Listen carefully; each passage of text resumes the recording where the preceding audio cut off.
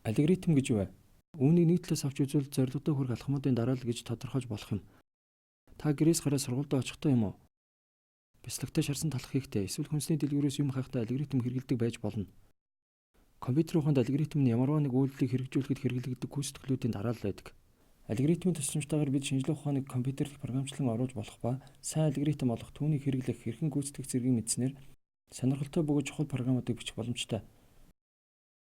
Амжилттай хэрэгжсэн хэд хэдэн алгоритмыг авч үзье.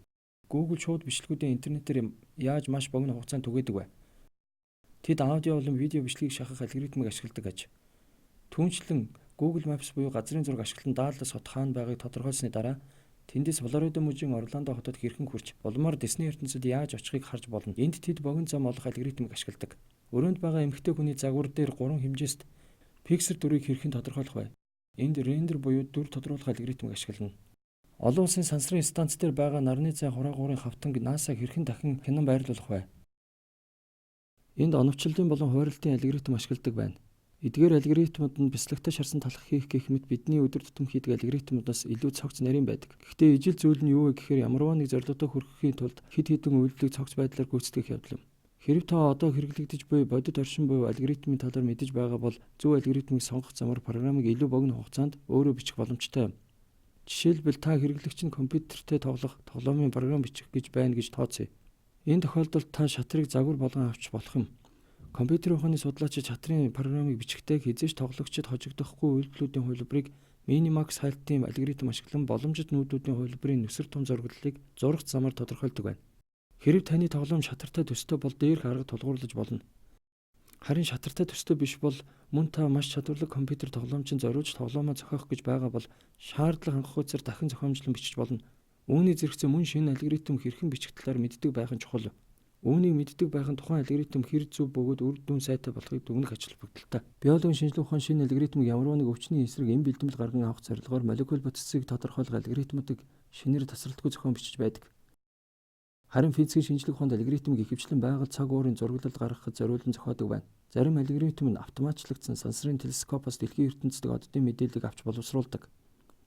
Ямар ч шинжлэх ухааны хүрээнд мөн хай академийн захим хуудас дээрч ач холбогдол бүхий алгоритм нь маш өргөн хүрээний мэдээлэлд үндэслэн дүн шинжилгээ хийдэг байх шаардлагатай. Зарим нэг салбарын хувьд хүмүүст үнэхээр хэрэгтэй бөгөөд танд өрсөлдөг асар их хүчийг өгч чадах шинэ алгоритм зохиох сонирхол танд төрж болох юм. Алгоритмууд нь бүгд нэгэн ижил зохиогддоггүй. Тэгвэл сайн алгоритм гэж ямар алгоритмыг хэлэх вэ? Хоёр чухал шалгуур үзүүлэлт байдаг. Үнэн зөв байх, үр дүнтэй байх. Ихэнхдээ бид алгоритмыг бидний хүссэн буюу мэдих хариуг бидэнд гаргаж өгөхийг хүсдэг. Зарим алгоритм бидний зөв гэж бодсон хариуг өгөөгүй тохиолдолд бид тухайн алгоритмыг орхичихдог. Учир нь хэрэв бид мэдих төгс алгоритмын дүн шинжилгээг гаргая гэвэл үүнд маш их цаг хугацаа шаарддаг болно. Жишээ нь бараа түгэлтэй ачааны машины аяллаа замыг тодорхойлох алгоритм бидэнд хэрэгтэй байна гэж үзье. Тухайн өдөр ажил эхэлснээс дуусах хүртэлх маш дэлгэрэнгүй тооцоолно. Боломжит маршрутыг бүгдийг мэдхийг хүсвэл үүнд хэд хэдэн 7 хоногийн цаг хугацаа зарцуулагдана. Замыг тооцоолох алгоритм байлаа гэж үзье. Програм бичснээр машины явж болох маршрутуудыг гаргаж ирнэ. Энэ нь бодит хариу байж болох хамгийн үр дүн сайтай маршрут биш байж болох юм. Алгоритмын үр дүнтэй байхыг та хэрхэн хэмжиж болох вэ? Бид кодны физик биелэх хугацаагаар үүнийг авч болно. Гэвч энэ нь бидэнд тодорхой компьютер дээр тодорхой програмын хэлний хувьд зөвхөн өгсөн оролтын хувьд л мэдээлэл өгч чадна. Үүний үр дүнд судлаачид програмын хэл болон компьютерийн хүчин чадлаас үл хамааран асимптот шинжилгээ гэж нэрлэгдэх аргыг хэрэглэнэ.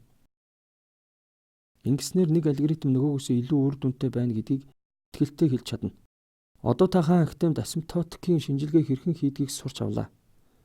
Дартмаут коллежийн 2 профессор оруулсан хувь нэмэрт талархаж байгаагаа илэрхийлье. Томас Корман алгоритмын дэлхийн хэмжээний номын зохиогч нь бөгөөд мөн алгоритм аналог номын зохиогч Дэвин Байлком цаас нуулах урлаг болох оригамигийн дэлхий дээрх анхны роботыг зохиосон.